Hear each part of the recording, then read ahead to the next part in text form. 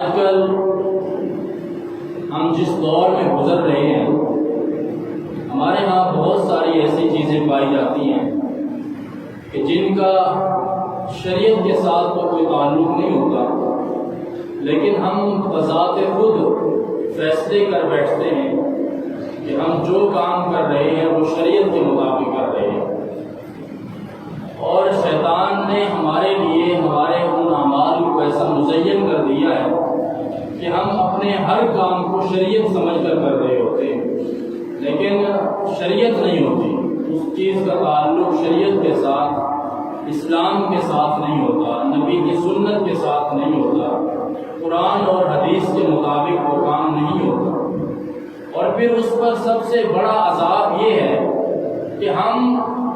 شریعت کے متعلق سیکھنے کو بھی اپنے لیے عار سمجھتے ہیں۔ شریعت کا کوئی مسئلہ ہو، شریعت کے مطابق اپنی زندگی گزارنا ہو، شرعی اعمال کیا ہیں، شرعی طور پر نبی اکرم صلی اللہ علیہ وسلم کی سنت کیا ہے، اور اسلام ہم سے کیا تقاضے کرتا ہے، اللہ کا قرآن ہم سے کیا تقاضا کرتا ہے، نبی کی حدیث ہم سے کیا تقاضا کرتی ہے، نبی اکرم صلی اللہ علیہ وسلم کی سیرت ہم سے کیا تقاضا کرتی ہے، ہم اس بات کی طرف توجہ نہیں دیتے۔ ہم خوش فہمی کا شکار ہیں کہ چونکہ ہم اب چونکہ مسلمان ہو چکے ہیں، ہم کلمہ پڑھ چکے ہیں، اور کلمہ پڑھنے کے بعد گائے بگائے مسجد میں بھی آ جاتے ہیں، اور کبھی کبھی اللہ تعالیٰ ہمیں توفیق دے دیتا ہے تو ہم قرآن پاک بھی اٹھا دیتے ہیں، 2-4 پارے 2-4 صفحے پڑھ لیتے ہیں، بس اسی کو ہم نے اپنے طور پر مسلمانی اور اسی کو ہم نے اسلام سمجھا ہوا ہے، جبکہ اسلام ہم سے بہت چیزیں تقاضا کرتا ہے، اور اسلام ہی واحد وہ راستہ ہے کہ جس میں پوری انسانیت کی نجات ہے۔ شرط یہ ہے کہ ہم پہلے اسلام کو سمجھیں، ہم پہلے اسلام کی عظمت کو جانچیں، ہم پہلے اسلام کو پڑھیں، اسلام کا مطالعہ کریں، اسلام کے اوپر اسٹڈی کریں، اسلام کے اوپر ریسرچ کریں، لیکن وہ ریسرچ ایسے نہ ہو کہ آج کل چونکہ یوٹیوب کا زمانہ ہے، گوگل کا زمانہ ہے، فیس بک کا زمانہ ہے، سوشل میڈیا کی بھرمار ہے، تو ہر نوجوان بس جو مسئلہ پوچھنا چاہتا ہے اس کو لکھتا ہے، اور اس کے آگے جو بھی جواب آ گیا، جو آنسر آ گیا، بس اسی کو فالو کرنا شروع کر دیتا ہے۔ ایسی بات نہیں ہے، ہر بات شریعت کے مطابق ہو۔ سوشل میڈیا کے اوپر بیٹھا ہوا ہر شخص اسلام کی بات کر رہا ہے، ہر شخص اپنے آپ کو اسلام کا داعی ظاہر کر رہا ہے، ہر شخص اپنے آپ کو اسلام کا بہت بڑا عالم گمان کرتا ہے، اور لوگوں کو مسئلے بتانے کے لیے اس کو بڑی جلدی ہوتی ہے، اور وہ چاہتا ہے کہ بس اب میں نے داڑھی رکھ لی ہے، چہرے پر پگڑی سجا لی ہے، سنت داڑھی رکھ لی ہے، اور 2-4 مسئلے یاد کر لیے ہیں تو اب میں بہت بڑا عالم بن گیا ہوں، اور لہٰذا آپ لوگوں کو چاہیے کہ مجھ سے دین کی رہنمائی حاصل کریں، شریعت کے مسائل پوچھیں، اور اسلام کی تعلیمات مجھ سے حاصل کریں۔ تو میرے بزرگوں، شریعت کو پہلے سمجھنے کی ضرورت ہے، اور سمجھا ان لوگوں سے جائے کہ جو خود پہلے کسی استاد کے پاس بیٹھ کر شریعت کو سمجھ چکے ہوں، اور جن کے پاس یہ شرعی علوم پہنچے ہیں، اور جنہوں نے شریعت کو پڑھا ہے،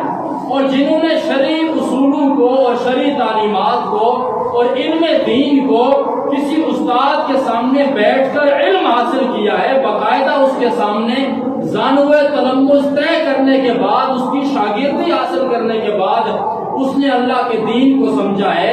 اللہ کے قرآن کو سمجھا ہے، نبی کے طریقے کو سمجھا ہے، نبی کی سنت کو سمجھا ہے، نبی کے پیغام کو سمجھا ہے، نبی کے اطوار کو سمجھا ہے، نبی کے کردار کو سمجھا ہے۔ ایسے نہیں ہے کہ بس آپ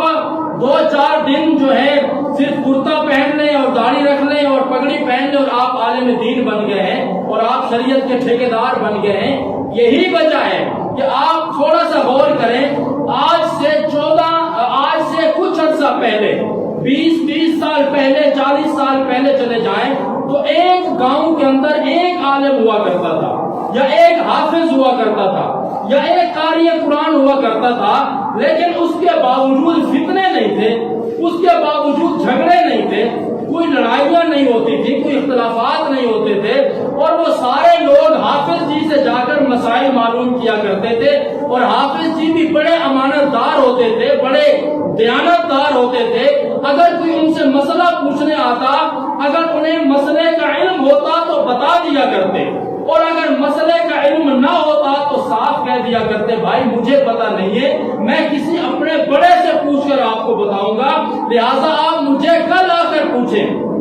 آج کے دور میں مسئلہ یہ ہو گیا ہے کہ ہر داڑھی والا اپنے آپ کو عالم سمجھتا ہے، ہر پگڑی والا اپنے آپ کو عالم سمجھتا ہے، دو چار مسئلے یاد کرنے کے بعد کیمرہ سامنے رکھتا ہے، اور پھر وہ یوٹیوب کے اوپر بیٹھ کر لیکچر دینے شروع کر دیتا ہے، اور صرف قرآن کے ظاہر کو دیکھ کر وہ خود بھی گمراہ ہوتا ہے اور اپنے سامعین کو بھی گمراہ کر رہا ہوتا ہے۔ اگر اس سے کوئی مسئلہ پوچھ لیا جائے تو وہ اس بات کو غلط اور اپنے لیے عیب سمجھتا ہے کہ جس نے مجھے عالم سمجھ کر مسئلہ پوچھا ہے، اگر میں نے اس کو آن دا اسپاٹ کھڑے ہو کر یہ مسئلہ نہ بتایا تو یہ کیا سوچے گا کہ اتنا بڑا مولوی ہے اس کو مسئلہ نہیں آتا، اتنا بڑا عالم ہے اس کو دین کا پتہ نہیں ہے، اتنا بڑا عالم ہو گیا اس کو نبی کی سنت کا پتہ نہیں ہے۔ یہ کوئی عیب کی بات نہیں ہے۔ اگر آپ کو مسئلے کا پتہ نہیں ہے، آپ اگر شریعت کو جانتے نہیں ہو تو آپ واضح طور پر کہہ دو کہ بھائی مجھے مسئلے کا پتہ نہیں ہے، میں کسی سے پوچھ کر آپ کو بتا سکتا ہوں، یا کسی کتاب میں حوالہ دیکھ کر آپ کو بتا سکتا ہوں۔ لہٰذا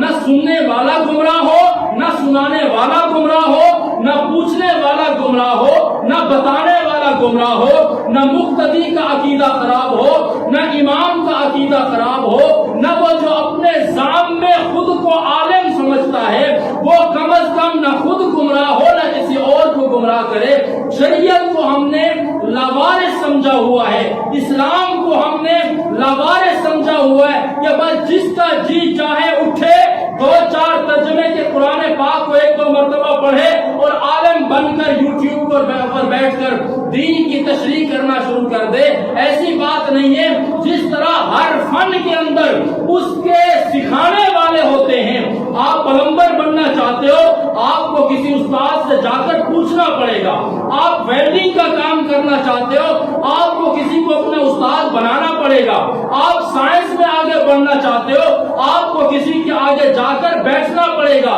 آپ کمپیوٹر سیکھنا چاہتے ہو آپ کسی جاننے والے سے جا کر پوچھو گے، وہ آپ کی رہنمائی کرے گا، آپ ڈرائیور بننا چاہتے ہو آپ کو سکھانے والا سکھائے گا۔ اور ان دنیاوی فنون کے حصول کے اندر، دنیاوی چیزوں کے حصول کے اندر تو ہم ہر کسی کو اپنا استاد بنانے کے لیے تیار ہو جاتے ہیں، لیکن دین کے لیے ہم کسی سے پوچھیں ہمیں کیا میں خود مسلمان نہیں ہوں؟ اگر کسی کو سمجھایا جائے کہ بھائی آپ قرآن پڑھنا چاہتے ہو کسی ماہر سے پڑھو، آپ علم حاصل کرنا چاہتے ہو کسی ماہر عالم سے پوچھو، آپ حدیث پڑھنا چاہتے ہو کسی محدث کے آگے بیٹھو، آپ فقہ پڑھنا چاہتے ہو کسی فقیہ کے آگے جا کر بیٹھو، آپ قرات سیکھنا چاہتے ہو کسی قاری سے جا کر پوچھو، تو جواب میں کہا جاتا ہے کہ جی ہم خود دین کو سیکھیں گے، قرآن نے ہمیں دعوت دی ہے، افلا یتدبرون، کیا تم قرآن میں غور و فکر نہیں کرتے ہو؟ کیا تم قرآن میں فکر نہیں کرتے ہو؟ قرآن کو سوچتے نہیں ہو؟ قرآن نے ہمیں دعوت دی ہے